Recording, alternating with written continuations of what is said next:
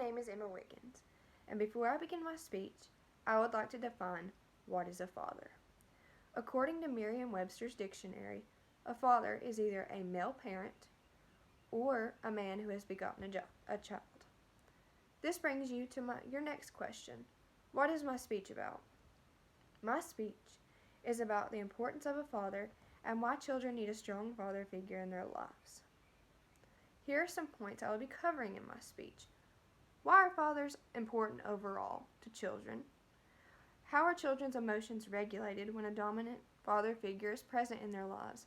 And how can a father reduce feelings of depression and anxiety and emotion? Before I touch on my first point, let me ask you a question. Why are fathers important?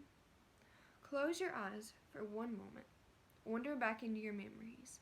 Think of one positive emotion towards a strong male figure in your life, whether it be running through the grass on a summer day or swimming in your pool. Concluding that you have at least one positive memory of your father, whether he is biological or not, proves the importance of a strong dominant male present in a child's life, in your life. According to allforkids.org, President Bush touched on the issue of fatherless homes during his presidency. He stated that over the past 4 decades, fatherlessness has emerged as one of our greatest social problems. We know that children who grow up with absent fathers can suffer lasting damage. They are more likely to end up in poverty, drop out of school, become addicted to drugs, have a child out of wedlock, or end up in prison. Fatherlessness is not the only cause of these things, but our nation must recognize it as an important factor. Psychology Today only adds to this. It states that children without fathers can end up with depression and poor self-concept. They have lack of education. They end up in delinquency, and crime rates increase among young populations. This brings us to our next point. How are children's emotions better regulated when a father's around? According to boba.com, children who have had a father figure present better relate to others' emotions than those who have not had a father figure around. This is because children and fathers learn to pick up on each other's social cues, and they communicate better as a niche within a family. For young adults, those who have had father figures present in their life are more dependable, trustworthy, kind, and have a better self-acceptance.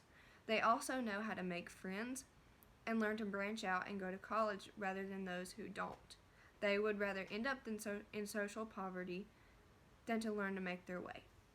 For our last and final point, I would like to ask the last question. How can having a father figure present reduce feelings of depression and anxiety in a mother?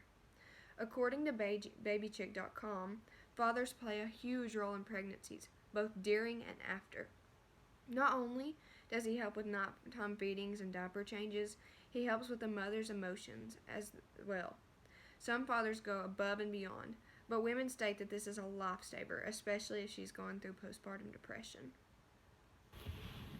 A summary of our main points. Why are fathers important?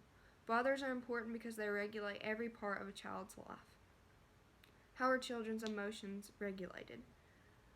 Children are dependable, trustworthy, and have self-confidence when the father's around. How can they reduce feelings of anxiety and depression in a mother? They give pregnancy support both before and after and during a child's life. So, for my thesis, my speech was about the importance of a father and why children need a father, a strong, dominant male figure in their life.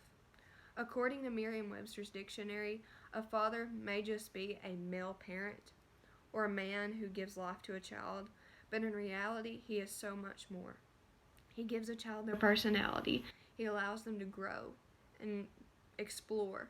He protects and loves them. A father may just be a father to a dictionary, but to us who have had wonderful fathers, they are so, so much more.